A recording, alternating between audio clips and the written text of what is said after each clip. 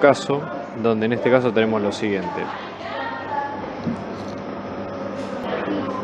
Entonces, acá lo que tenemos que calcular es lo siguiente. Tenemos este campo vectorial de tres variables, de B1, B2 y B3, y se define un operador que sería nabla al cuadrado del vector, que básicamente es calcular las derivadas parciales de cada vector, de cada componente del vector dos veces y ponerlo en combo, ¿no? Entonces, la idea con esto es demostrar lo que nos piden ahí, que el rotor aplicado dos veces a ese campo nos queda esa cuenta descrita a continuación. El nabla de la divergencia por B menos el gradiente al cuadrado por B.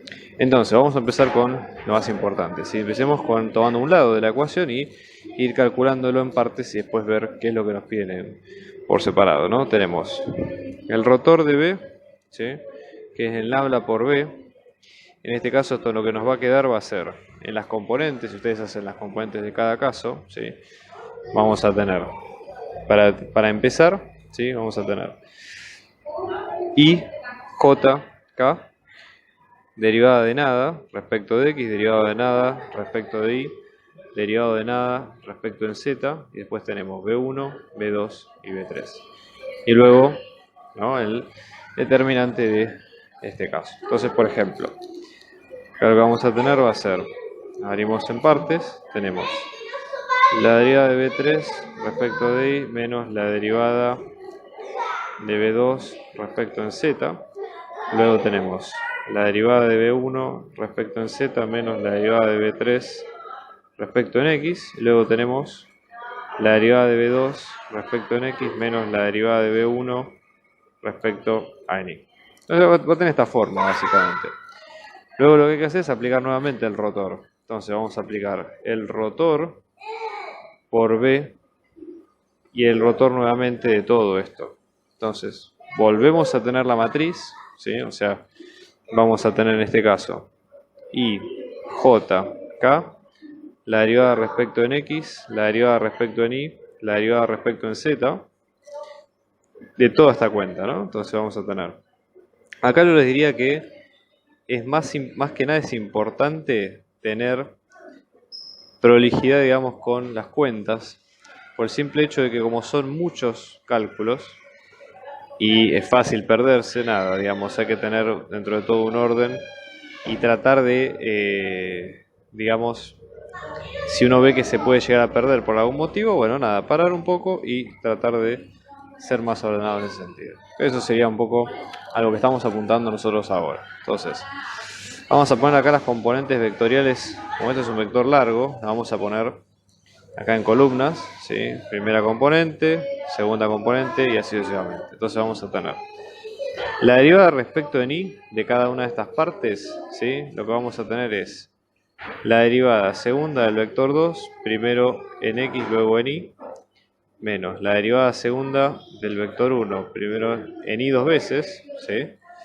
Y esto menos la derivada del vector 1 respecto en Z dos veces, más la derivada del vector 3 dos veces, siempre no se olviden del 2, en este caso primero en X y luego en Y, o sea que tenemos derivada de X, derivada de Y. Si seguimos la misma lógica, para el caso del medio, vamos a tener la derivada de 3 respecto en Y y respecto en Z, menos la derivada de B2 respecto en Z, dos veces, y esto menos la derivada de B2 dos veces respecto en X al cuadrado, más la derivada, en este caso, de B1, ¿sí? Primero respecto en X y luego respecto en Y. ¿Ok? Y después en último vamos a tener, fíjense, la derivada de B1 dos veces, primero en X, en el caso este, ¿no? Luego en Z, menos la derivada de B3 respecto en X y luego en X al cuadrado, sería, menos la derivada de B3 respecto en Y dos veces, más la derivada de B2, y en este caso respecto de Z y respecto de Y. ¿Ok? O sea, tiene todo este combo de ecuaciones que ustedes ven a continuación. Ahora, La idea es tratar de ordenarlo, darle un foco a lo que estamos estudiando. Entonces, para hacer esto, vamos a hacer algo muy sencillo.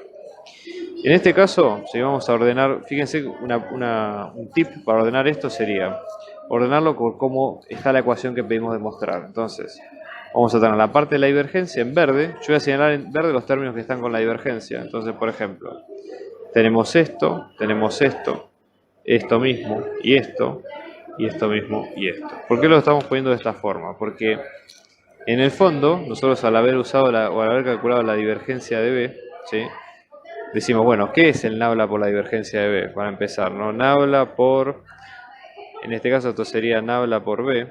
Entonces, acá vamos a tener las derivadas parciales de nada, ¿sí? Todo esto, ¿por qué? Por la derivada de B respecto de X, más la derivada de B respecto de Y, más la derivada de B respecto en Z. Entonces, ¿qué es lo que estamos haciendo? Estamos multiplicando un escalar, ¿sí? Que es este, por la función y estamos haciendo las derivadas una por una, en cada caso. Entonces, lo que vamos a obtener van a ser, por ejemplo, en las primeras partes, la derivada segunda de B, ¿sí? En este caso esto sería derivada de B1, derivada de B2, derivada de B3. Entonces tenemos la derivada segunda respecto de X, ¿sí? O mismo también la derivada de B1 respecto de X dos veces, la derivada de B2 respecto de X dos veces, y luego acá lo mismo. Y en este caso, lo que vamos a tener, ¿sí? Para el vector al cuadrado va a ser con esta suma de términos que ustedes ven acá a continuación. ¿Ok? Entonces, este vector nabla al cuadrado, por lo que ustedes ven aquí a continuación, es lo que queda en cada una de las partes. ¿Por qué? Porque tenemos las derivadas segundas al cuadrado en cada una. Fíjense, tenemos la derivada segunda de B1 por X y por Y, luego tenemos la derivada segunda de B2 por X y por Z, y luego tenemos la derivada de B3 por X y por Y. Con eso, ustedes complétenlo, ¿sí? Básicamente la idea es ordenar un poco más la ecuación, pero con eso ya queda demostrado.